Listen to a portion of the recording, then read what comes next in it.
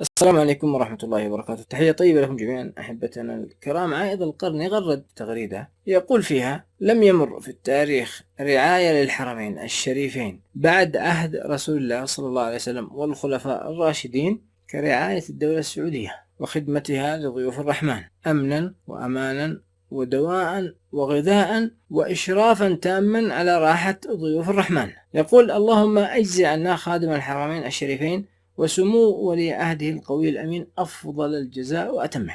هذه تغريدة عائد القرني عن جهود المملكة العربية السعودية في خدمة ورعاية الحرمين الشريفين كما يقول، وأنها لم تحصل منذ عهد رسول الله صلى الله عليه وسلم والخلفاء الراشدين، رغم أن هذا الكلام مبالغ فيه وغير صحيح 100%. اليوم رسوم الوصول إلى الحرمين أصبحت تعيق ملايين المسلمين من الوصول.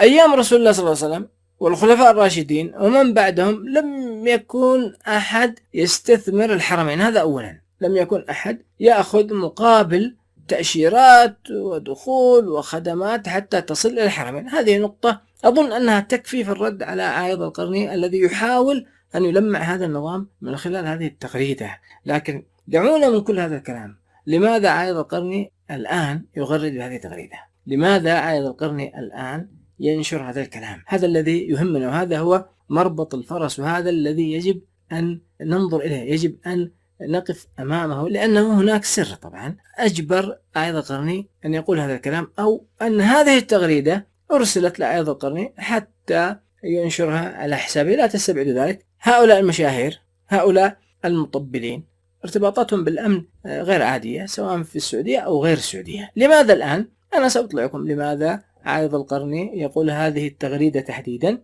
ويأتي بصورة الكعبة ويتحدث عن الحرمين الشريفين. هناك سر، والسر لابد أن نقف أمامه حتى نفهم ما الذي يحصل، حتى نعرف طبيعة هؤلاء الناس، حتى نعرف حقيقة عائد القرني ومن على شاكلة عائد القرني الذي يعرف نفسه أنه داعية إسلامي، دكتوراه في الحديث النبوي، مؤلف وأديب، صدرت كما يقول له العديد من المؤلفات، منها كتاب لا تحزن وكتاب ملهم العالم، وهذا عنوان التواصل كما يقول. يتابعه أكثر من 20 مليون ونصف تقريبا متابع. عائد القرني ينشر هذه التغريدة وفيها صورة الكعبة تحديدا، يتحدث عن الحرمين الشريفين بعد أن تعرضت المملكة العربية السعودية ونظامها وولي عهدها محمد بن سلمان لانتقادات شديدة جدا جدا، خاصة على ما يحصل في موسم الرياض الآن من فضايح ومن موبقات ومن إهانة للكعبة المشرفة.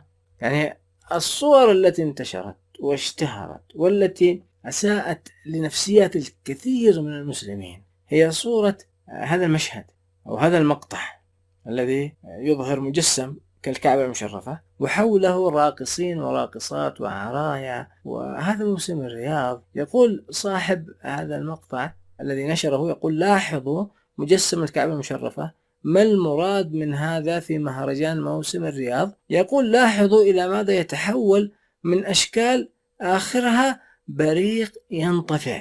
يعني لاحظوا أمامنا، هذا هو المجسم، واضح تماما، مجسم يشبه الكعبة المشرفة، شاشة، الراقصين والراقصات حول هذا المجسم. هذا موسم الرياض الآن، يجمع الناس من أجل هذه التفاهات ومن أجل هذا المجون ومن أجل هذا السقوط الأخلاقي الكبير. يعني عائد القرني الذي تحدث عن رعاية النظام السعودي للحرمين الشريفين وأنه لم يمر في التاريخ بعد عهد رسول الله صلى الله عليه وسلم والخلفاء الراشدين كرعاية الدولة السعودية، لماذا لا يتحدث عن هذه الجوانب؟ يعني أنت الآن تحدثت عن جانب مشرق إيجابي، نتفق، خلينا نتفق يعني أنه لم يحدث كما تقول، وهذا كلام غير صحيح إطلاقا، غير صحيح إطلاقا. ارجعوا إلى تسعيرة الموضوعة للتأشيرات، ارجعوا إلى كم يكلف الحج، ارجعوا إلى كيف أصبح الحج درجات في IB ودرجة متوسطة ودرجة متدنية وأشياء عجيبة جدا جدا. يعني السعودية الآن تدخل لخزينتها مليارات الدولارات من هذه السياحة الدينية، من أن يصل الناس إلى البيت الحرام وإلى زيارة مسجد رسول الله صلى الله عليه وسلم، بل أصبحت هذه الزيارة مصيدة الآن. يعني الشخص الذي لا يريده أو الذي يصنفه بحسب تصنيفاتهم أنه إرهابي، ليس شرط أن يكون سعودي، لا، تم القبض على ليبيين، تم القبض على تونسيين، تم القبض على مصريين، تم القبض على كثير من الناس لأنه غير مرغوب فيهم، ولأنهم مصنفين أنهم إرهابيين أو إخوان مسلمين، يتم القبض عليهم وهم داخل الحرم وهم يؤدوا مناسك عمرة أو حج، بالرغم من أن الله عز وجل يقول من دخله كان آمنا. اليوم لا يوجد أمان. اليوم هذه التصرفات جعلت الكثير والكثير من الناس يحجم عن أن يذهب للعمرة أو للحج خوفا من تصرفات النظام السعودي. نعود لعايض القرني. عايض القرني لماذا لا تتحدث عن هذا المجسم؟ لماذا لا تتحدث عن هذه الأفعال؟ لماذا لا تتحدث عن هذه التصرفات، عن هذا المهرجان، عن هذا المجنون؟ لماذا تسكت؟ لماذا تنظر إلى الشيء الذي يطلب منك النظر إليه وتسكت عن أمور أخرى الكل يتمنى لو كنت تحدثت عنها؟ لكن عايض القرني أصبح معروف الآن، وهذه النوعية من المشايخ والنوعية من يصف أنفسهم بأنهم دعاة معروفين الآن. ويعني الأحداث والمنعطفات والمستجدات التي تحصل كشفت الكثير وفضحت الكثير.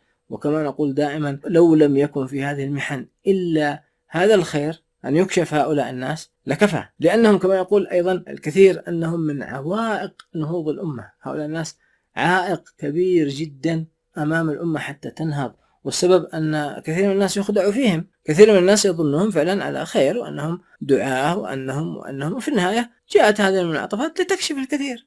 يخرج واحد يتحدث أنه يعني لا ضير ولا يحق لك أن تنتقد الحاكم ولو ظهر على التلفزيون يفعل ما يفعل لمدة نصف ساعة كما ذكر، وأمر مشهور معروف الآن. فيكفي أن يظهر الله هؤلاء الناس على حقيقتهم حتى تعلم الأمة أين الصح وأين الخطأ، وتعلم منهم الصادقين ومنهم غير الصادقين. الآن عايض القرني مطبل، عايض القرني لم يدخل للسجن كما دخل غيره. عايض القرني خلاص أصبح يعني من أذرع النظام الإعلامية، يتحدث بما يريد له النظام أن يتحدث ويسكت عن أشياء أخرى. انظروا المجسم الآن هذه الصورة المجسم تشبه الكعبة أم لا؟ أمامكم أنتم الحكم. انظروا الآن يعني تغير هذا المجسم هذا الشكل، يعني انظروا هذه الصورة الآن تحديدا تشبه الكعبة أم لا؟ ثم يتحدث صاحب الحساب أنها في آخر الشكل بريق ثم ينطفئ. هو يقصد تقريبا هذا المشهد، هذا البريق، ثم في النهاية البريق يزول تماما ويتلاشى، وكأنه يريد أن يقول أنهم يقصدوا بهذا المشهد أنهم يخططوا لشيء ما. يعني هل الحديث عن أنهم يحاولوا إطفاء بريق الدين، بريق الكعبة ومكانتها؟ كل هذه الأمور لا تستبعد من نظام مثل هذا النظام الذي يبحث حقيقة عن إفساد الشعب، تدمير الشعب، تدمير أخلاق الناس. تخيلوا يحكمون السيئين، هل ينتظر من هؤلاء السيئين أن يصلحوا المجتمع؟ لا، يعني هم يتمنوا أن يكون الناس أسوأ منهم وأحط منهم وأقل منهم أخلاقا، وهذا ما يسعو إليه. ويأتي أمثال عايض القرني الداعية كما يقول ليحاول أن ينظف صفحة هؤلاء الناس، ويأتي بتغريدة مضمنة صورة الكعبة يقول أن كل ما تقولوه هذا غير صحيح، انظروا إلى الجانب الإيجابي، انظروا إلى ما تقوم به الدولة السعودية ولا تركزوا فقط على السلبيات. ومع ذلك ما يقوله عايض القرني غير صحيح كما ذكرنا. هؤلاء الناس يستفيدوا. يعني هل الآن الدولة السعودية تعطي الناس أو تقدم